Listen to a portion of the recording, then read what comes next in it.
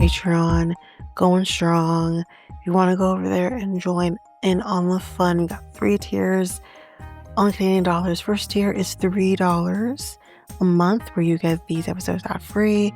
You also get AMAs once a month, or learn about me episodes once a month. And then on the second tier, which is $5 a month, you get everything from the first tier, as well as coverage of a reality show of yesteryear. That's right now Jersey Shore, currently in season 3. You can also go to the main feed, where there will be the first episode of every season released there. So you can try that before you head over to the Patreon. And then on the third tier, you get everything from the first 2 tiers, as well as coverage from a true crime documentary. We got the backlog of Ashley Madison documentary, Man with 1,000 Kids, Into the Fire, Lacey Peterson, and again, all those episodes for the first episode of each is in the main feed, so you can try that before you head over. So if you are interested, you can head over to patreon.com/realityt times 2, and you can sign up for whichever tier you feel for. Again, you can try before you buy, which basically means you can try any tier for a week before committing to it. Even if you are on other tier, if you are on tier 1 or the first tier and you want to go over to the second tier, you could still try that second tier for a week before committing to the upgrade. So again, that is at patreon.com/realityt times 2. And of course, the link is in the show notes, website, social media accounts. It's all available there.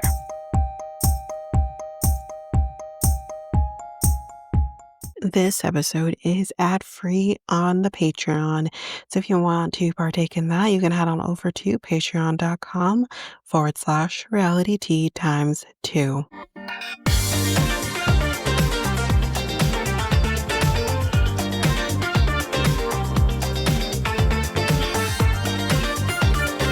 Welcome to Reality T times 2, the podcast where we discuss all the trash reality TV we love to hate. I'm Tanika, and today we're going to be discussing Selling the OC episodes 3 and 4. So yeah, let's just jump into the reason that we are here. Episode 3.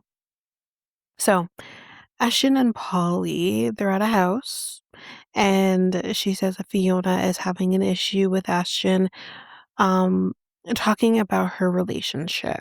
More on that in a little bit. Fiona is then with Alex and says to her, Ashton is talking shit, saying she has dirt on everyone, talking about, I think Fiona's age, and saying that she knew her boyfriend, which she says she doesn't really know him, and he was going to propose to his ex-girlfriend before he'd met her. So, just as a preface, Fiona and her boyfriend have been dating for about 7 months. He was in a previous relationship that we hear of, but there's no indication that there was going to be a proposal. We don't know him, right? We haven't met him, but it's just, where are you getting that from? Then we have a date. Polly's on a date. I don't know if we've ever seen her on a date. But this guy, his name is Luke. He's actually friends with Tyler. So Tyler is the one who hooked this date up.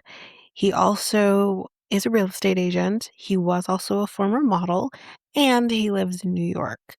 So that's kind of similarities. Obviously, she's real estate and she was a model. So that's kind of something they have in common. He's really nice. He got my stamp of approval. I like him. Um, she ends up ordering oysters. He's not an oyster guy. And he says, you know what, though? To be a trooper, I'll try an oyster. So he tries an oyster. And he says, like, oh, it tastes good. But you can tell that he's just not into it, because he says, one's enough. And, as they kind of go on with the date, we'll get more into the questions that they ask in a second. But when they kind of, after the end of the date, kind of says like, oh, this was great. Do you think we can go on a second date? And they kind of agree to do that. And he's like, no oysters next time. So clearly he didn't like the oysters. Anyway, they're both from a small town. So they have that in common. They're both a middle child. So they also have that in common. So, there's some commonalities between these two. Like I said, he got my stamp of approval. We are then at the office, and this is where the shit hits the fan because Fiona does pull Ashton aside. Now, I don't know how well they know each other, but they did both come from the San Diego office. So I wonder if there's like some history there as well. But she kind of says to Ashton, like, about my boyfriend, um, apparently proposing or going to propose to his ex girlfriend. That was weird. That was a weird thing to say, especially when you have like no, where's your backup with that? Because even if like he would have had to tell you that and you're claiming you know him, but according to Fiona, you don't. So how else would you have gotten that information? Or you know someone who knows him, but then again, you're just playing broken telephone. You really truly do not know if this is what he was going to do. So yeah, she said it was weird, especially when like you don't really know each other. But she says, well, what I said was the complete opposite. Wait, what? I heard her say it. I heard her say, oh, the boyfriend was going to propose to the ex. What do you mean what you said was the complete opposite? What was the complete opposite? She says, I said that he wasn't ready for marriage. No, you didn't. No, you fucking didn't. Now, is it possible you could have said he was going to propose to the ex, but didn't because he wasn't ready for marriage? Sure, but that's not what you said. You said it was the complete opposite of that and that he's not ready for marriage. What the hell? This girl doesn't know her head from her ass at this point. So she says, like, you didn't even ask me or saying you didn't even ask about me. You're only talking about my relationship. So I guess that kind of insinuates that they don't really know each other. But for some reason, you're talking about my relationship, which is weird as well.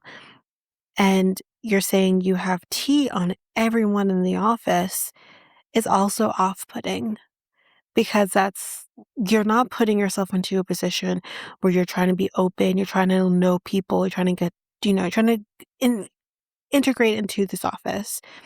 You're putting yourself into a position like, I got tea on you and you and you. Like, you've got drama, and everybody's got drama, is basically what she's trying to go about here. And that doesn't really look good. So, we got Geo's Brokers Open. And here's Tyler, y'all. And because Alex gets there first, he walks right past her. Don't know if he even saw her. But she says, I would have been fine never seeing him, but now that I do, it changes everything. It changes everything how? I'm actually very curious and kind of want her to explain a little bit more what that means. Changes what? Does that change, the status of your friendship with him, wanting to have that back? Or does it change how you feel about him on a more intimate level? What does it change? Because that's a very loaded statement. So they cheers while everyone is like in a little circle together, like old time's sake. And she goes onto the balcony, I guess to get some air or get the hell away from Tyler. But he does follow her. And when he follows her, he's like, hi, Hall. And she basically says, so where have you been? Like, you've been AWOL for the past 18 months. And he says, well, just figuring life out. And she asks, with a partner?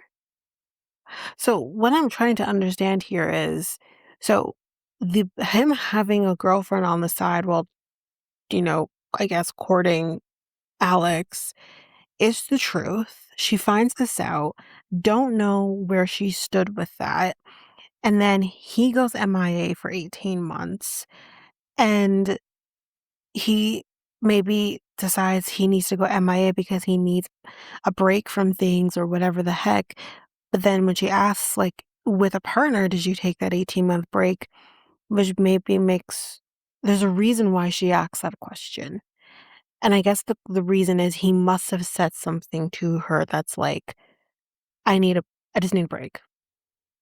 But did you really? You maybe just didn't want me, but whatever. Because he does say, for for part of it, great. Well, listen, you weren't transparent with me. Your ex-wife seems to accuse me of being the other woman when it wasn't me. We're gonna back up a second because here's the thing. We know a lot of this timeline happened previously and whatever, way before the airing of the show. But from first season, we're on for season 4. From first season, when he was still married to her, to Brittany Snow, it's kind of like we saw this inappropriateness between him and Alex. And the demise of their marriage happened after season 1 would have been filmed, not aired, filmed, because time of airing, they were already broken up. So that's kind of that. Is now, it's not so much about the show because the show hadn't aired yet, but I am curious if Brittany Snow was thinking there is somebody else.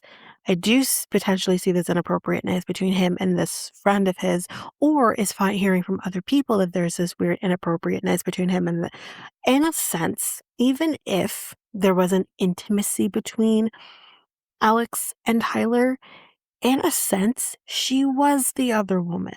She was a woman in the sense where he's putting all of this whatever to another woman, platonic or not. I personally, if I know my man is doing that with a female friend, I wouldn't like that. I'm going to set boundaries, mind you, but maybe this is a pattern. Maybe this has happened before. And Brittany was like, fuck it. So I don't know though. We don't know. But it's just interesting, is all I'm going to say, that that would even come up, right? But she's saying like it wasn't the other woman. Clearly somebody else was, which is possible. Now, here's the other part I want to say, and I've stressed this before in the past. They are separated. Maybe not legally divorced, but they are separated. There's no way you're going to convince me that Brittany Snow isn't out there wanting to date someone new or whatever the hell. Like, you know what I mean? And he's doing that. You can do whatever the hell you want. You're legally separated. Not legally separated, you're separated on the path of divorce. And there is no other woman in that scenario. Now, if there's another woman in the marriage before you separate, that's another thing.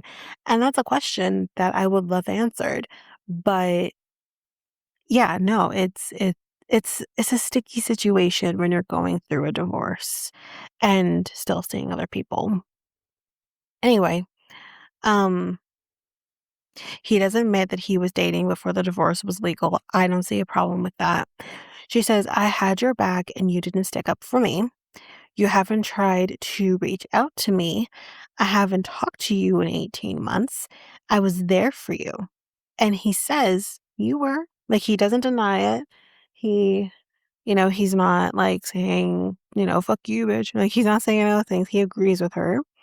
And she starts crying. Like, she starts breaking down, which is clearly like all of this is just pent up and it's just coming out. Word vomit. And she says, I didn't open Pandora's box, but I am more hurt as your friend than anything else. And she walks away and she's like, I gotta go. And she leaves. And that's where we end episode 3. So we're going to take a quick break. And when we come back, we will jump in with episode 4. Hi, everyone. So I have a new product for you to take part in. This one is called Zelda merch. Zelda, like the video game. So there's a little bit about Zelda merch. So they are the first store that is dedicated to the Legend of Zelda merch, and it stands out. At Zelda Merchandise, they specialize in delivering one-of-a-kind, high-quality Legend of Zelda merchandise that you won't find anywhere else. So whether you're a devoted fan of Zelda, or you collect unique items, or you're just searching for the perfect gift for someone, I could think of someone myself who I could gift this for. Their exclusive products are designed to celebrate your love for the series. So they pride themselves in offering a diverse range of premium items. So you can get stylish apparel or stunning accessories to captivating home decor and collectibles. So what sets them apart is their dedication to bringing you rare and distinctive creations inspired by the iconic world of Zelda. So, from exclusive designs featuring your favorite characters and symbols to custom crafted treasures, you won't find this anywhere else. Everything in their store is made to amaze. So, these are different things that you can find. If you're interested, you can get exclusive designs inspired by Zelda's legendary world, premium craftsmanship at the best prices, unique creative products that elevate your fandom. So, they have like weekly bestsellers. They have different rings that you can partake in. They also have Bluetooth controllers or Joy-Con chargers, Nintendo Switch carry cases, Zelda games, of course, and they have Switch card holders, different controllers that are obviously Zelda inspired, or you can go for the more like merchandise type stuff. They have wallets, music boxes, phone cases, mouse pads, keycaps, purses, plushies, watches, mugs. I think I know what I'm going to be doing. I think I know what I'm going to be getting. A special person in my life who loves Zelda. They have mugs, alarm clocks, backpacks. They also have different jewelries, necklaces, keychains, earrings. I mentioned the rings already, or even just other fun stuff like puzzles, paintings, rugs, blankets, even bedding. They also have stickers if you want to go that route, or wall art, posters. You can also get things for someone's birthday, birthday themed Zelda, figures, lamps, Lego. I mean, the list just goes on and on. So if you want to partake in that as well as support the podcast, you can go to zelda-merchandise.com/reality2. So that again is zelda-merchandise.com/reality2 to partake in that. There is also a coupon code that will also be reality2 that you can also use at checkout as well to support not only Zelda merchandise, but as well as the podcast.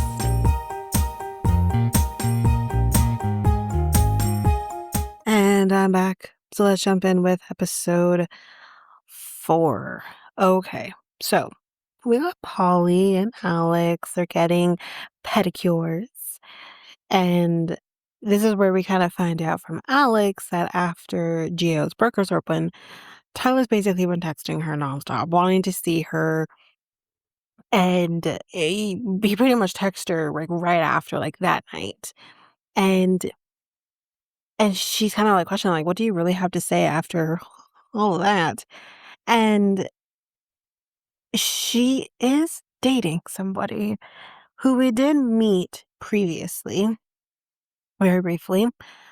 If you need the refresher, his name is Ian. And we do get some information here about this situation. I do believe if for some reason Hall breaks up with Ian and goes back to Tyler, this girl's is in a vicious cycle. So basically what happens is she kind of is dating Ian, whether casually or what, she's dating Ian. She basically forgets Ian, goes to Tyler, And then when all of the shit happened with Tyler, she goes back to Ian. Oh boy. I mean, um, but she's just questioning everything at this point when it comes to Tyler. But then we are in Palm Springs for Gio's birthday. And Tyler is here as well, of course. And so is Alex with said boyfriend Ian. Oh boy. Tyler goes outside to soul search, as Gio says, because Tyler gets there first. Then Alex and Ian get there. And he kind of vacates the area because he does know that the boyfriend's there. It looks like he goes to pick a room, but then he wanders outside and Hall sees him and she's like, Why is Tyler outside? And that's when Gio says, Soul searching. Everyone is now just partying by the pool, having fun. Fiona does some crunches or something, and she's like, It's just way easier to drink. True. We see Polly talking to Alex, his new man here, Ian. And, he just kind of hopes that she's fully committed. I'm not pointing this out because of foreshadowing, but I feel like it is foreshadowing. And he said that he wants kids, he wants the family, he wants the whole bit. Polly just wants to make sure that he puts a rock on her finger, let's be real.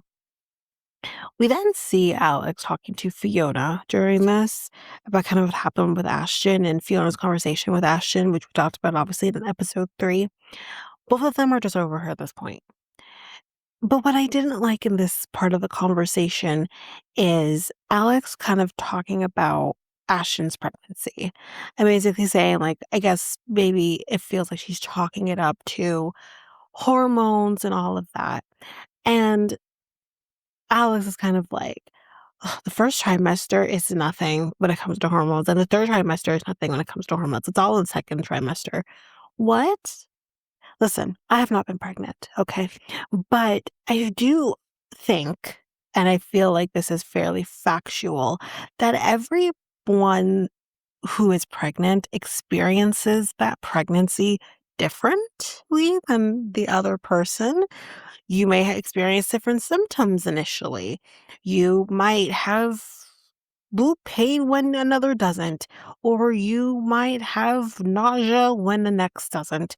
You know what I mean? Every person's pregnancy is different.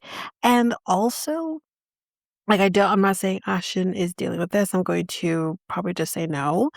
But for her to say that hormones don't play a role in the same way during your first and third trimester than the second is when is that global or like is that this everybody? Because I feel like a person with PCOS or PMOS nowadays is um gonna say fuck you. Like, our hormones, I'm sure, during pregnancy, which again, I have not experienced, just goes shit out of whack. You know what I mean? So it's really a messed up thing to say that. I didn't like that. And not only does every person experience pregnancy different than the other, each pregnancy is different than the last pregnancy. So it was just not okay. Didn't like that. It's later on now that night, and it's dinner time, y'all. And as we know with this show, shit's about to hit the fan. Jill's wife, y'all, is pregnant again. Congrats to them. Did they have the baby yet? Because this came out in December, so it's now May. I don't even know. But anyways, congrats, whichever way this goes. And San Diego people, we all just mesh together, Gio says. And Ashton's like, for the most part, honey, you need to shut up. You need to sit there. You don't need to say a word. You need to shovel food into your mouth and you don't need to talk about part of the time. No, you are literally putting target on your back. What in the world is happening here? And Polly's like, "What do you mean? I feel like we all get along." And she's like, "You know the reason behind it." What the fuck? She just wants to fuck shit up. And I'm just like, you're not helping your cause here. If you're trying to say, I'm a good person, name the show. If you really want to say that, you're not helping by saying what you're saying. So she's was talking to Fiona about the conversation that they had had, and they thought, she like squashed it. And then I'm driving home and I get a phone call from my business partner. And she's saying to me, like, why is this bitch here and you were talking shit? Like, I thought we squashed it. And Fiona says, I talked to her, sure. I had my own conversation with her, but like, I also know what I said. And I wasn't like talking shit. And Ashton's like, oh, I have the screenshots, babe. Do you think about this before you go there? Don't tell me to think about it. I know what I said. And she she never brings out the screenshots, by the way, which was that to me just tells me she's fucking lying. And then Alex gets in this and she's like, I got a thing or two to say here. You're a gossip. Like you really are. You're a gossipy ass person. And she's like, you have that situation and then you have a situation with me. I'm just going to say it. Tyler's right across the way from her. And she's like, you're bringing the shit about Tyler being in a relationship with somebody else when you thought he was my boyfriend. Listen, I've been cheated on before. And like, I just feel like you needed to know. Bitch, we've all been cheated on before, honey. We've all been cheated on. There's not a woman or man on that table who has not been cheated on. It happens, okay? Like, come on. Listen, I have been cheated on. I hate it when women, especially, use the whole crutch of, well, I've been cheated on and this is why I do this, and this. No, fucking go to therapy and call it a fucking day. Like, you know what I mean? This is stupid. You don't get to use the fact that you were cheated on as a reason to insert yourself in other people's business. And here's the other part of it, which Alex does bring up here, is you have my number. You could have texted me. You could have called me off camera, brought this shit to me, but you don't bring the shit to me. You first go to Brandy, Fiona, every woman in the office and ask them, sans Polly, and ask them what they know about Tyler and Hall. So puts everything out there right there. Brandy warned her ass. Brandy's not here. I just realized. But you've been told, like, watch yourself. You know what I mean? And yeah, like that's the problem here. The problem isn't that you had the information and told Hall. The problem is you had the information, talked to other people first, then you went to Hall. Because clearly you're like, this is ammunition. You know what I mean? Like it's really fucked. So with all of this information coming out, Alex does say to her, like, or says to Tyler, like, any words you want to say because this is your life here? And he says, listen, you've been nothing but nice to me. And I've been nothing but nice to you. So I'm a little confused why you're bringing this up. Like, you know what I mean? And again, she is just like, imagine if you didn't know, Alex. She would have been happier. I don't freaking know. But like, I don't know. They weren't together, nor are they together now. So what is the end goal of telling her, oh, by the way, Tyler was in a relationship? Like, is what? So what I think everyone is trying to relate to her that she's not quite understanding is you were brought information out of your control. But then you take said information that is none of your damn business and spread it. That's the problem here. There is a place in which this shit ain't your problem. There's a place for that. Here's what I'll say. I don't think Ashton is an inherently bad person. I don't. I think she's probably a very nice person. I think she is easy to get along with. I think she's probably a great friend to have when you're her friend. I think that's all great. The problem is she is a gossipy person. And I don't think she gossips to be vindictive. I think she what she thinks is relaying information that someone needs to know. The problem is in the way she's doing it is what's gossip. And I had a friend like this. I know this person, and that's exactly it. You're telling someone something that, yes, is maybe pertinent information, but then how you're relaying it is then the problem. So, I was calling her a bitch. Ashton's calling Alex a bitch. It's a lot of this bitches going on around here right now. And we do get her away from the table, get Ashton away from the table. It was Kaylee that took her, comes back, and she's like, "Listen, y'all, that was a lot." And I do think for the reason, okay, I do think she's a gossip, like I said, but I think this situation doesn't need to be blown up in the way that it's being blown up. Tyler did have a secret relationship. It's fucking true. And I can understand Alex wanting her personal life to stay personal and her work relationship to stay that way. But when you're dealing with the people in your office who, I know these people don't see each other that often, let's be real, but these are supposed to be your colleagues. You know, and nothing is different, but what I am saying is there's a different type of relationship that you share with them versus other people, and sometimes your personal information is gonna seep through the cracks. So at the end of the day, it's true what happened, and yes, address the elephant in the room, and when it comes to how she is bringing information to you, um but I don't think this is as serious of a situation.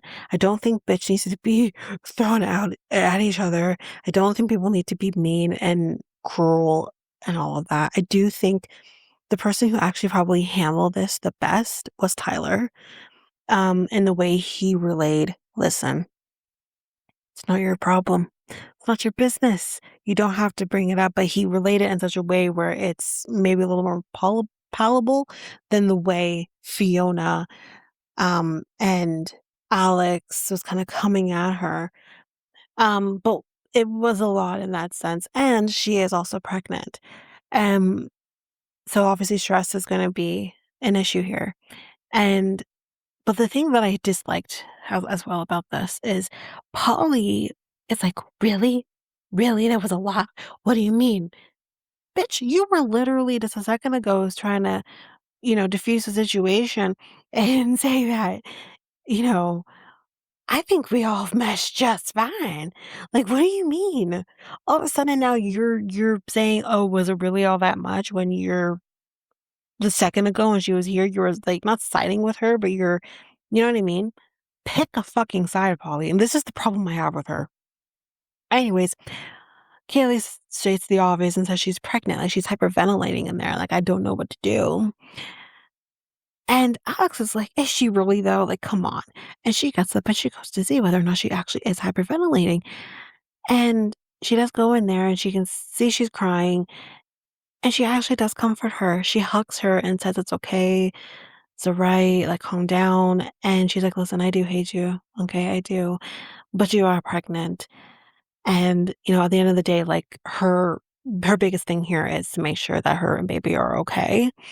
And she's, but I mean, honey, you are a little gossipy. Like, you really are. Like, you maybe need to stop that. I think, like, take my advice and stop. She says, I don't trust you. And, okay, Ashton, when she blows her nose here, she's like,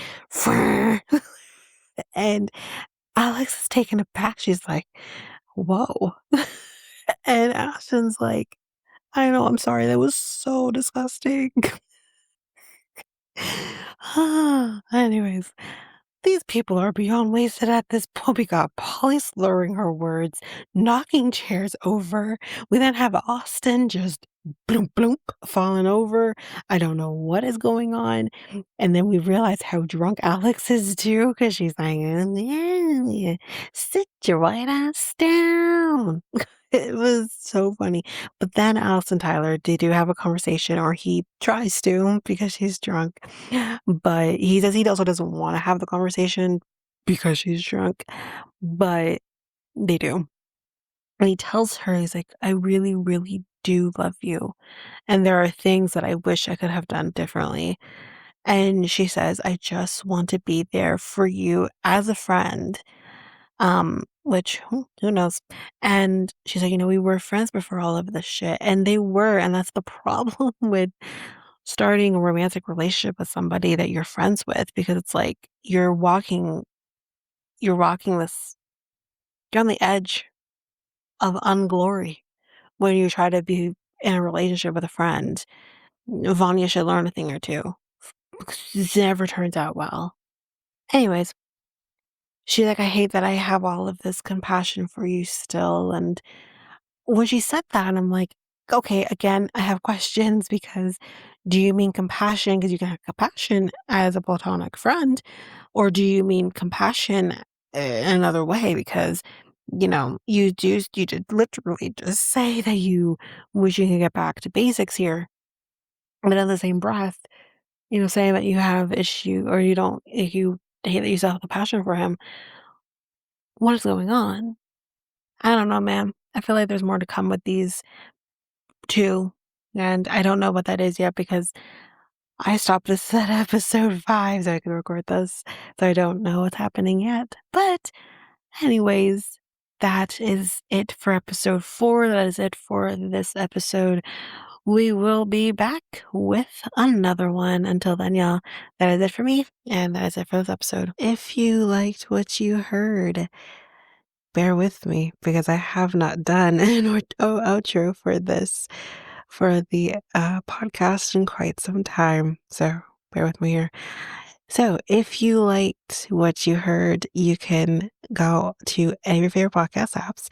You can follow, make sure you don't miss a single episode.